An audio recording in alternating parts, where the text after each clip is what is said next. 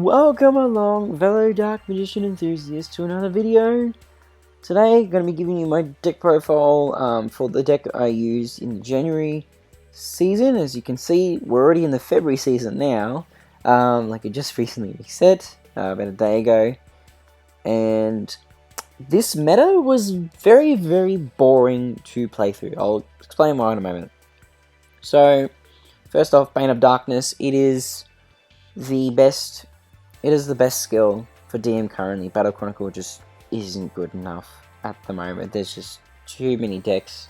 All the top decks at the moment just deal with it way too crazily, and we need more support. But anyway, getting into the profile itself, I've got 2 Apprentice Illusion Magician, good searcher, and also damage calculation. Really good. Saved my bacon a bunch of times. I only needed 2. Of course, you need the Buster Blader.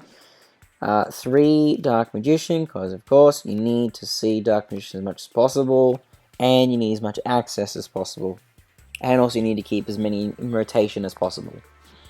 1 Forbidden Droplet. I tried running 2, it wasn't really doing anything for me. I only need 1 at the most, like every match. Like, typically you use Forbidden Droplet just to get rid of the really problematic cards, and then like one of the problematic cards, and then you're pretty well good for the rest of the duel. Because usually the rest of the deck takes care of it.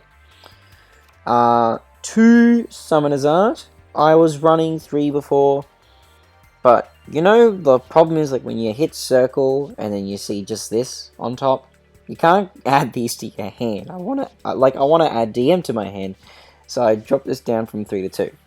A little bit less consistency, but like circle will hit more, and of course 3 circle, because like it's the interruption, and it's the it's sort of a searcher, like searches the top 3, but still good stuff. And it's also good information for figuring out like how the rest of the duel is gonna go. So like if you've got cards coming that are gonna help you win, and you have cards already that can delay the duel for you, then like this is really valuable.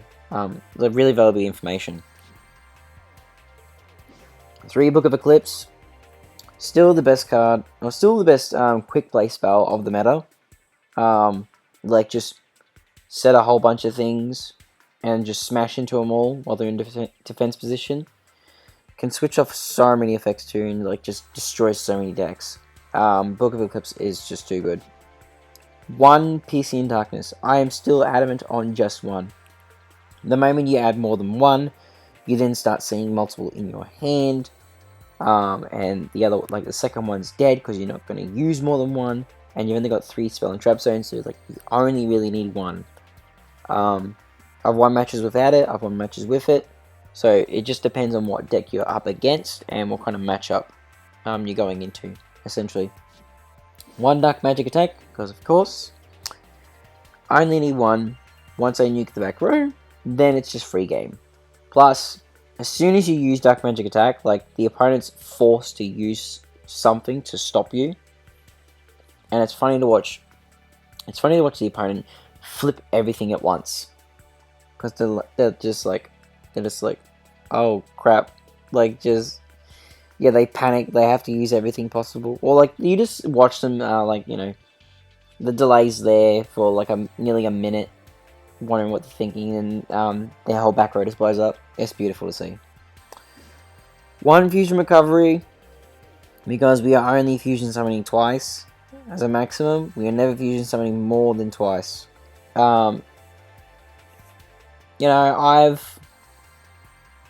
I think I've tried using more than 1 Fusion Recovery, but it just doesn't really achieve the results I'm after. So one's been working really well for me. And then the most surprising change for me was 3 Eternal Soul. So, Eternal Soul, Dark Magical Circle, like, you need that combo up with this current meta ASAP. You just need that combo up. So, ensuring you get Circle and Eternal Soul into your hand is like the way to go to set up your field and get yourself ready and prepped in preparation for your opponent's effects. Now, for the extra deck has not changed, but I will comment on like what's been showing up. So the Dark Magicians, this is what you would typically summon if you've got Fusion Recovery in hand. You got 2 spellcasters. So like you'd set up the Dark Magicians to get more draws, and then you'd set up Dark Cavalry or Dark Paladin. You'd set up either one. Cavalry is still one of the best DM fusions. You know, targeting negation covers a whole lot of things. Just covers a lot of decks. There's a lot of decks love to target, and Cavalry just takes care of that really well. It does like die to Dark Hole or Book of Eclipse, stuff like that though. So like that's a big problem. But most matches it's very good. Buster Dragon Destroyer Swordsman. This comes in so handy against Dragon Maid. You just summon this, and they cannot do anything unless they've got, I think it's Dragon Maid Tidying? I'm going to have to look this up on my computer while I'm trying to think of it, because I know it's one of the traps where you can target, target one dragon monster you control, and one card your opponent controls are in the graveyard, return them to the hand. So I'm looking at this on my computer. Yeah, so if your opponent has Tidying, Buster Blade is just going to go bye-bye. But still, if they don't have it, like if you know for certain that their set card is not Tidying, then you can just easily wipe them. Dark Paladin has come in clutch recently, so hard. With the new meta with heroes becoming relevant again, unfortunately. Dark Paladin is one of the best monsters to spit out against them, because like they run a bunch of spells. None of their monster effects can fusion summon, and none of their monster effects target. Like it's just all spells. So if you're going first, set this up so that means that they're forced to get rid of Paladin before they can continue their plays. Like it's one of the best. Get rid of this, or you cannot play. Like it's. Yeah, Paladin comes in clutch, and I love the art. Like I love the art and the Aurora effect that I put on Paladin. It's been so nice to watch and just see if my opponent will deal with it or not. Big Eye stealing Rainbow Neos, very funny. I love the interaction. Like just steal Rainbow Neos. Rainbow Neos puts back Big Eye, and then you just attack the game. It's really good stuff. I have an Illusion Magician coming in clutch as well for the additional banish. When there's only like one monster on the field. Good stuff. I did not play Unicorn. Surprisingly. Like it's here. But I did not play Unicorn. I just didn't really go into many grind games. But Unicorn is there, just in case. We got Phoenix. I think they came up maybe once or twice. Yeah, Phoenix works well. And then Imduck, of course. Always have to have Imduck in your extra deck. I might put Imduck to 2, but, you know, keeping Unicorn in here as a precaution in case I enter a grind game with my opponent. Like, if I'm able to just keep summoning it, DM from the graveyard, and I can just make link bodies, and then I can swing in for attacks easier. So that is the deck. Now, for the meta analysis, let's go popularity ranking. This gives you an idea of what the meta is like. The top cards. You got Rainbow Dragon, Neos Fusion, Elemental Hero Great Tornado, Rainbow Neos, Sunrise, Miracle Fusion, Crosskeeper, Liquid Soldier, Stratos, The Shining, you got Droplet here, Escorido, Armed Dragon level 10, Armed Neos, Super Poly, Armed Dragon Thunder level 10, Book of Eclipse, Elemental Hero Nova Master, Unicorn. Also got Emergency Call, Dark Hole, Brave Neos, Ubel, Neos Kluger, Neos Wiseman, Kiteroid. Oh, and then you got Salamangreat. So, the top 2 decks. If you get popular skills. Oops. Wrong one. There we go. Popular skills. Dragonic Contact is number 1. Soul Burning Link is number 2. Dragon Maid, surprisingly, rank 3. You got Lyrillus as rank 4. Legend of Heroes, so just Link monster skill. 5. Shadol 6. Predaplane is 7, because of course, Predaplane's pretty good. And you got Battle Chronicle, but it's Blue Eyes. Some reason people like using the Yugi characters, but play Blue Eyes. Like, just play Seto Kaiba at this point. He's got voice lines for them. But anyway. So yeah. There's, oh, and you got the FDK as well. Look at this. Absolutely disgusting. Like, I don't even know where Bane of Darkness is. Like, it's just way down the list. Here it is, rank 35. That's how far down you gotta go to find it. Yeah, like, at the moment, there's, like, they've added a fair few new cards, new support for various decks in the game, but currently, 2 broken skills, just kill the meta. Like, you got Salamangreat support, like, would just help to tip the scales. You got stuff in the selection box and anniversary box, but that stuff isn't even being used. Like, it's being used by, like, tier 3 decks, but not really tier 2. Yeah, if you're confused as to what, like, why Heroes and Salamangreat are so powerful, let's go back to the skills. And let's read them, shall we? So, Dragonic Contact. So you can use your skill's second effect once per turn if your deck contains Rainbow Dragon. So, like, yeah, so if you put Rainbow Dragon into the deck, you can just keep using the second effect of this skill over and over and over. So, you know, you're locked into Neos, Ubel, Elemental Hero, Neo Special Monsters. Typical. The second effect, this is where it gets dicey. So, send one Warrior Monster, or level 10 monster from your hand or face-up field to the graveyard. Then play one of the following monsters from your deck or graveyard in face-down defense position. Its battle position can be changed, and add 1 super polymerization from your deck and 1 polymerization from outside of your deck to your hand. Yeah, so you can play Elemental Hero Neos, you can play Ultimate Crystal, or a Wind Armed Dragon Monster treated as having been special summoned by the effect of an Armed Dragon Monster. Back to popular cards. Rainbow Dragon normally cannot be normal summon set, and the skill lets you turbo it out as a 4k beater.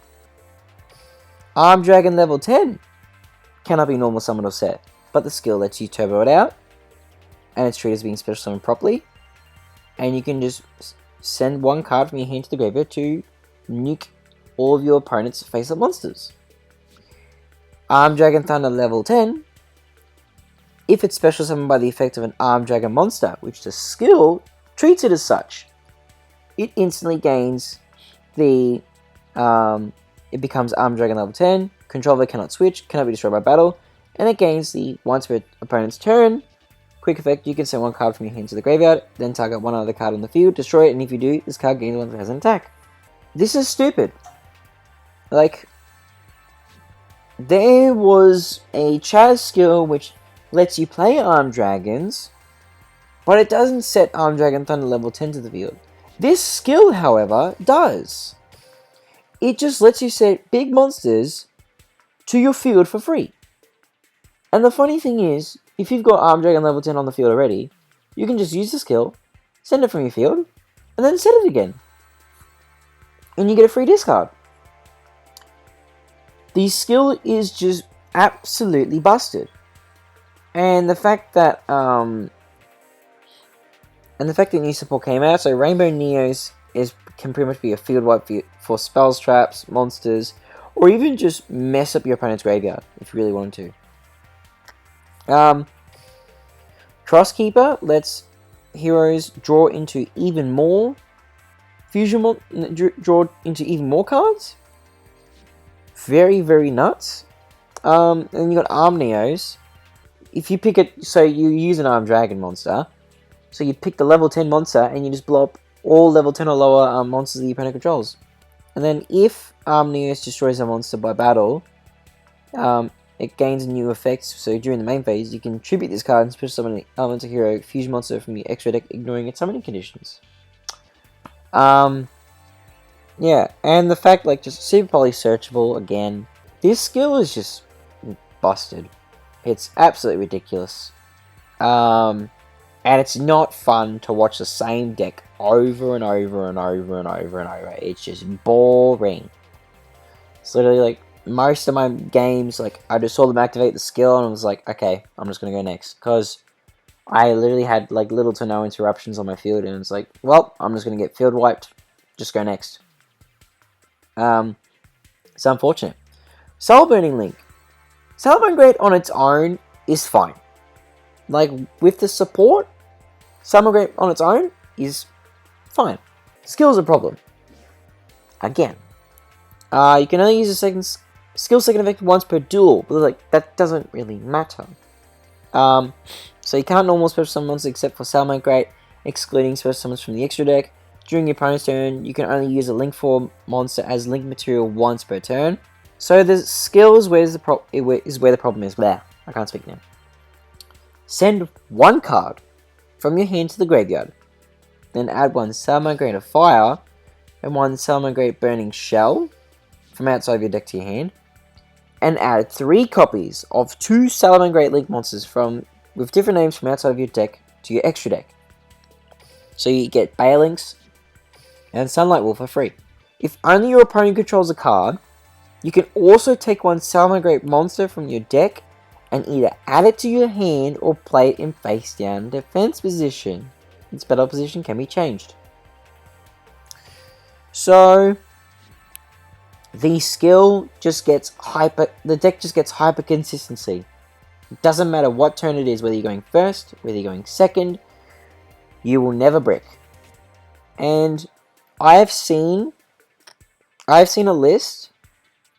Someone shared a tweet of a Salamangreat list that was running nothing but counter traps and a single Salamangreat monster.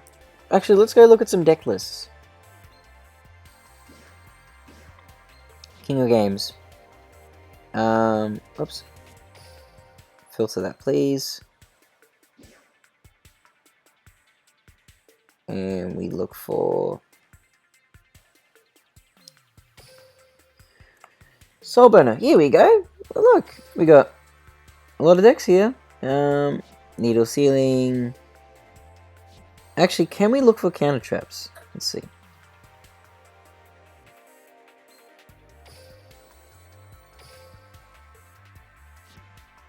Just trying to see, but like, there's just so. Oh, yep. Hallowed Life Barrier. There's just so many Salamangreat decks. It's nuts. Like, you can go 30 cards. Maybe we're seeing 30 cards. Look, Divine Wrath. Just bring whatever you want. Instant deck, look, White Princess, like, you can bring whatever stuff you want. Hand traps, counter traps, spells for removal. Anything you want, and the skill will just give you all the consistency. Yeah. That's pretty much all this meta is. And it's absolutely dumb that, like, the meta was doing fine before. But the moment that 2 decks get, like, absolutely busted skills, one just gives you the results, one gives you hyper consistency. This game, like, just sucks.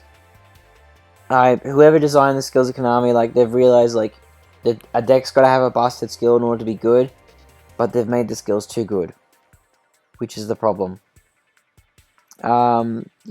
This meta was a massive struggle for me to get through. Actually, before I wrap up the video, there was one deck list Now, like, it showed up, and I was, you know, flabbergasted. But, like, the thing is, a Destiny draw. Dark Magician deck. I'm telling you right now, this is not getting to King of Games by itself. Like, you're not getting from Legend 1 all the way to King of Games with this deck. What people are speculating, which I'm speculating as well, because this just doesn't seem real at all, is that once the player got to rank 5, Legend rank 5, started doing some games with this deck. So like you could do games with another deck, get to 4 wins in a row, and then you just switch to this deck and just pray that you get a good match. I mean, look, it works. The fact that the player won a match with this is, you know, pretty based. Like Palladium Oracle Mahad, you don't see that.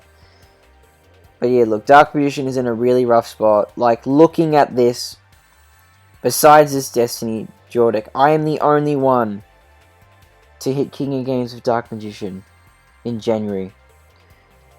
And this took me so many games to grind through. Like, I had over 200 wins on my PvP record. Some of that would have been from Rush. So, like, it definitely would have been at least over 100 wins in order to get to King of Games. I had to win so many games because I was ranking up and down so many times. This meta is bad. And it's going to continue to stay that way until Konami, you know, fixes the skills. It was like, even if you're playing anything else other than Dark Magician, you're not going to have a fun time. Like, you have to play heroes, you got to play Salamangreat, or you got to play Lyrilusk or Predaplant to have a chance. Every other deck is just very rogue. It's hard. You're not going to have a fun time. You're just going to have a lot of hero matches, a lot of Salamangreat matches, and it sucks. But, hey, it is what it is. We'll just keep moving forward, and hopefully Dark Magician will get something this year. I'm hoping soon. But yeah, with that being said, thank you very much for watching, and I'll see you all next time.